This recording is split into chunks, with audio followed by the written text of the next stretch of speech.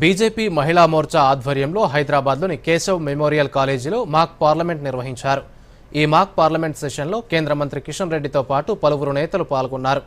Congress party విధించిన ఎమర్జెన్సీకి 50 ఏళ్లు పూర్తయిన సందర్భంగా ప్రజాస్వామ్య విలువల పరిరక్షణపై మాక్ పార్లమెంట్ సెషన్లో ప్రత్యేక చర్చ జరిగింది. భారత రాజ్యాంగం ప్రపంచంలోని అత్యుత్తమమైందన్న కిషన్ రెడ్డి ప్రజాస్వామ్య విలువలను పరిరక్షించాలని పిలుపునిచ్చారు.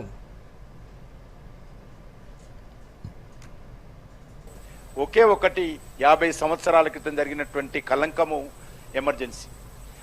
ఆ తర్వాత మనకి ఎప్పుడు అంతకు ముందు జరగలేదు, ఆ తర్వాత జరగలేదు. అదే ఒకటే ఒక ఇన్సిడెంట్ మన దేశంలో మన రాజ్యాంగాన్ని కాలరాచి పౌర హక్కులను అణిచివేసి పత్రికా స్వేచ్ఛను హరించి ఆ రోజు 1975లో జూలై 23వ తేదీ నాడు ఈ యొక్క ఎమర్జెన్సీ పెట్టడం జరిగింది, అత్యవసర పరిస్థితి. ఇది చరిత్రకు సంబంధించినటువంటి సంఘటన, ప్రజాస్వామ్య హత్య చేసినటువంటి సంఘటన, పౌర హక్కులను కాలరాచినటువంటి సంఘటన, పత్రికా స్వేచ్ఛను హరించివేసినటువంటి సంఘటన, ఏకైక సంఘటన జరిగింది. కాబట్టి ఇది ఈ తరానికి తెలియజేయాలి. ఎందుకంటే ముఖ్యంగా మీరందరూ లా చదువుతున్నారు, ఈ రాజ్యాంగాన్ని రక్షించాల్సిన బాధ్యత మీది.